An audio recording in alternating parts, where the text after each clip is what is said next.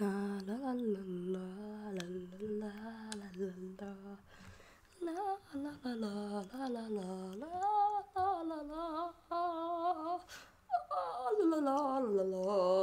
la. Kas kummaa? Ai sinä saavuit jo tänne.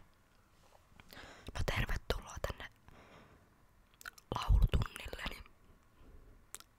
Minun nimeni on Lissu. Ja sinä olet ilmeisesti Otso Karhu. Tervetuloa.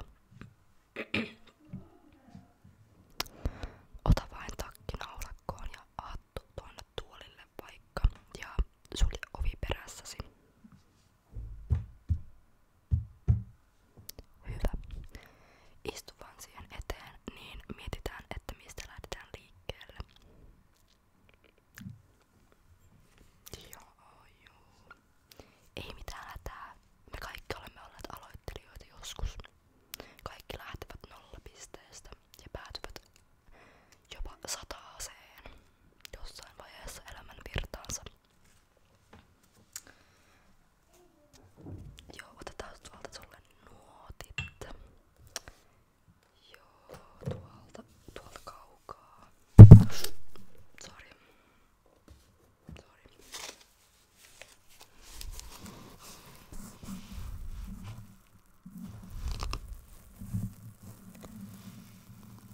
Joo, mitä sä haluaisit laulaa?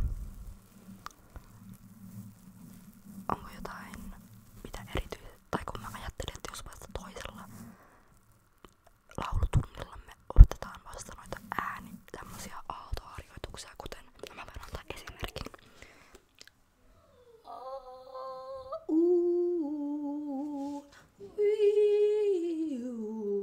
A, B, C. Tuollaisia. Mut joo. Täältä mulla on nuotteja, vaikka muille jakaa. No jos vaikka lauletaan tämä tästä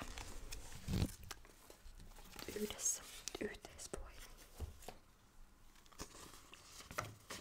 Tää on mun itteni kirjoittama. Niin tule vain mukaan, kun saat rytmistä kiinni.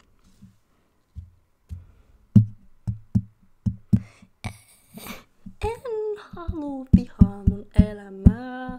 Sitä tuntuu olevan joka täynnä ja ihmiset täynnä. Mäkin tottunut vetää sen jonkun roolin päälle, kun tuntuu, ettei kukaan ole niin kuin mä. Ehkä tää olo tästä paranee ja helpottaa, kun teen kivoja asioita. Näkispäs pian kevään ensiperhosen. Noin. Ja nyt musta tuntuu, että meidän laulutuntimme oli tässä. Kiitos Otso, kun tulit paikalle. Eikä tapaamme ensi viikolla. Sitten voimme ottaa noita vaikeampia harjoituksia. Tee kotiläksysi huolella, niin ei tule sanomisia.